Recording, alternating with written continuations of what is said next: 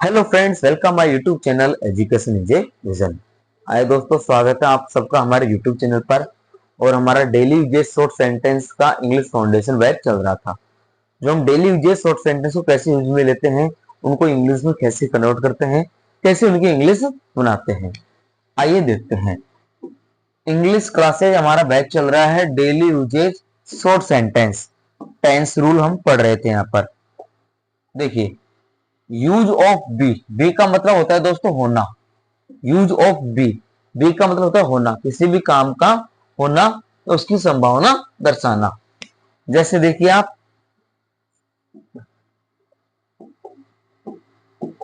Should be. Should be का मतलब क्या होगा यहाँ पर? होना चाहिए। शुड बी मीन्स होना चाहिए। Might be. माइट बी का मतलब होता है दोस्तों हो सकता है या शायद हो सकता है या शायद ऐसा काम हो। Could be. कुड बी का मतलब होता है दोस्तों हो सकता है या संभव है। हो सकता है या संभव है।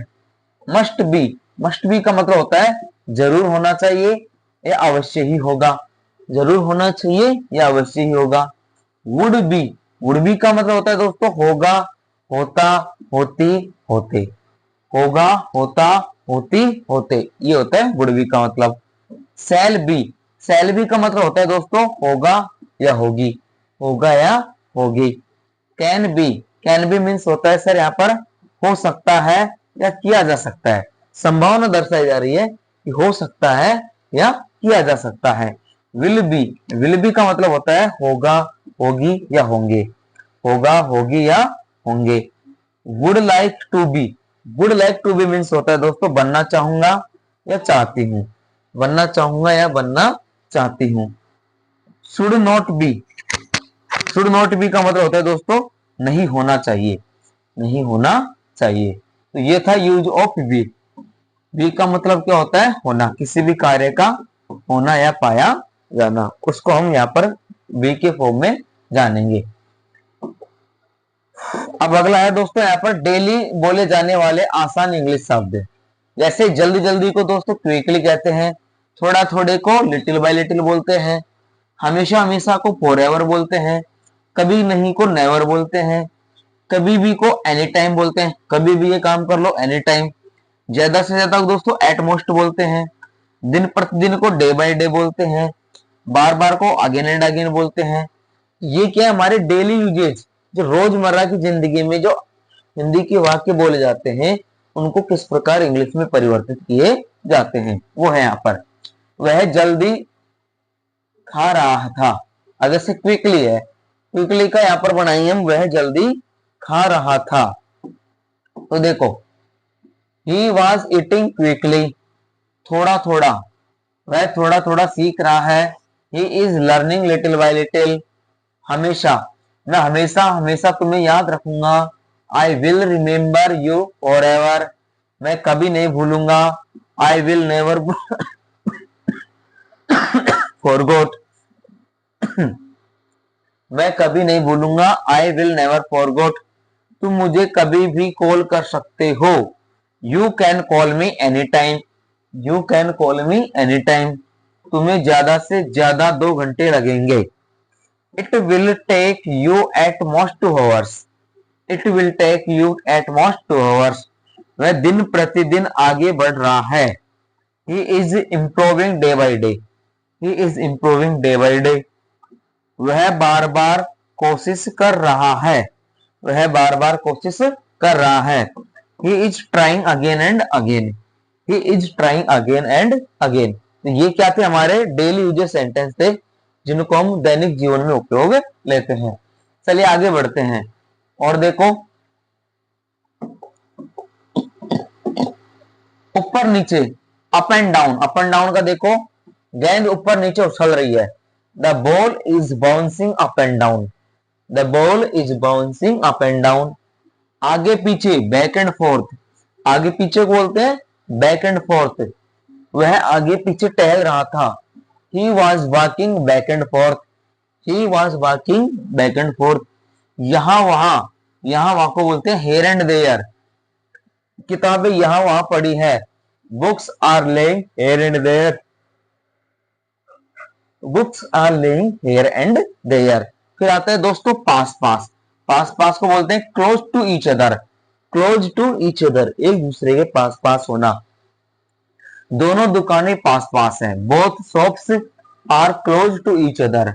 Both shops are close to each other. कम ज्यादा, मोर और लेस। कम ज्यादा को बोलते हैं मोर और लेस। पैसे कम ज्यादा हो सकते हैं।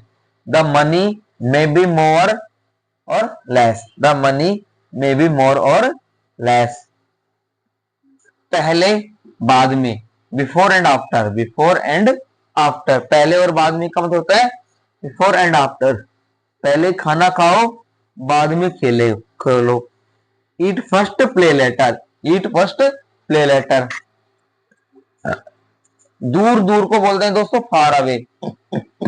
फार अवे, वे दूर दूर रहते हैं। They live far away. They live far away. दिन रात, डे एंड नाइट। दिन रात को बोलते हैं दोस्तों डे एंड नाइट। वह दिन रात काम करता है।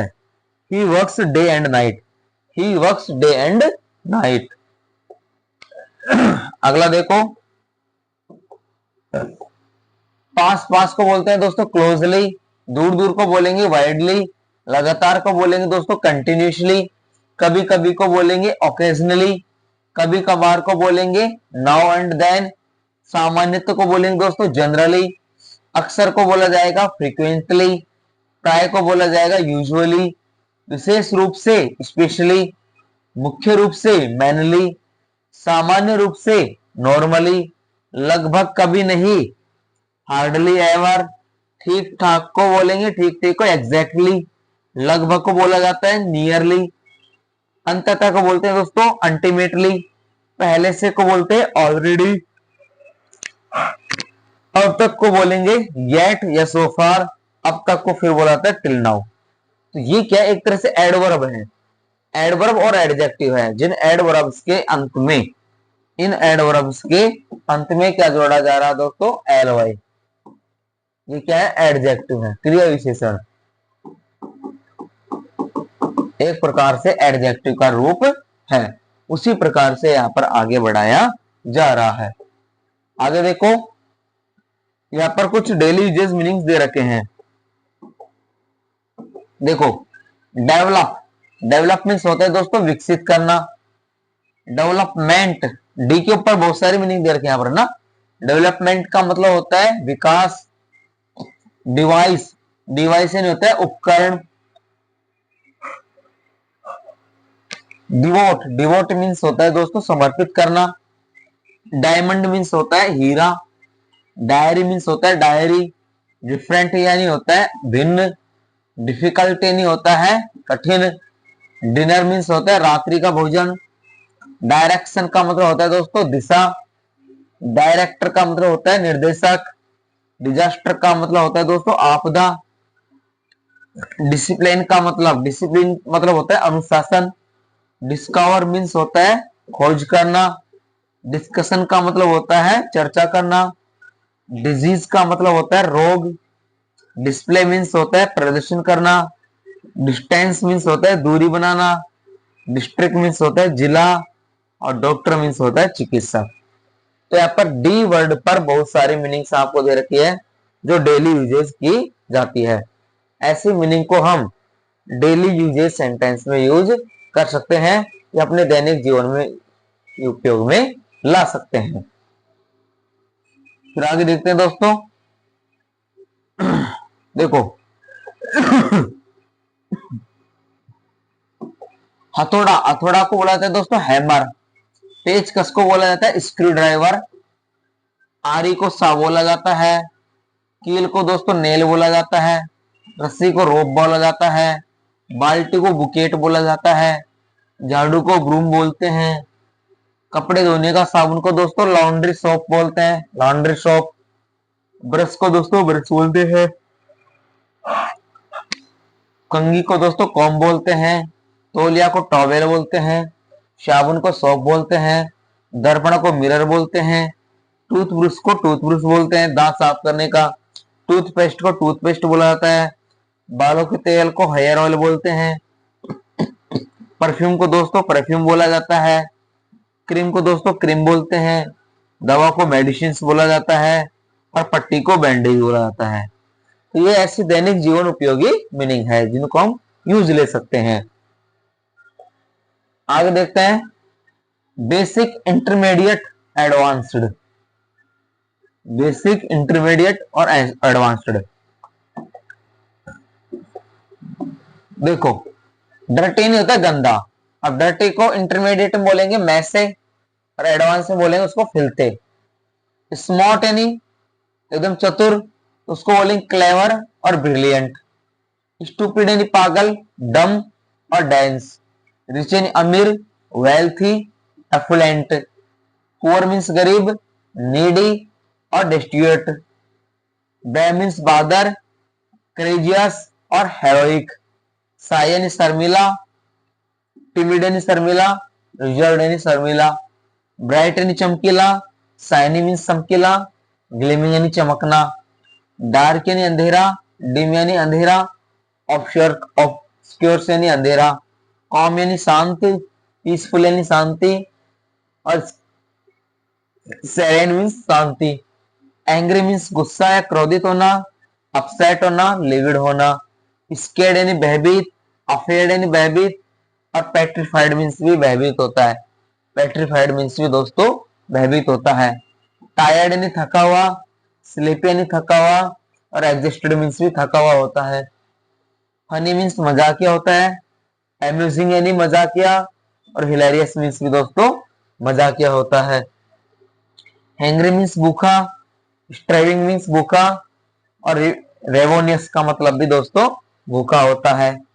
प्रेटी मीन्स सुंदर होता है, अट्रैक्टिव मीन्स भी सुंदर होता है और गोर्जियस मीन्स भी दोस्तों सुंदर होता है।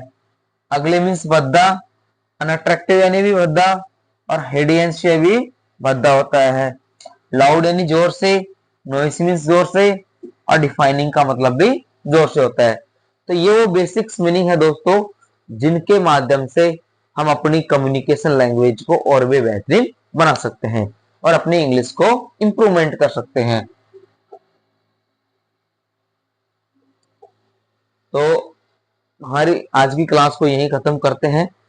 उम्मीद करते हैं कि आपको अच्छे से कंटेंट समझ में आया होगा और आप इनकी मदद से अपनी इंग्लिश को और भी अच्छे लेवल पर इंप्रूवमेंट कर सकते हो। Okay friends, thanks for watching and subscribe my YouTube channel education vision. धन्यवाद।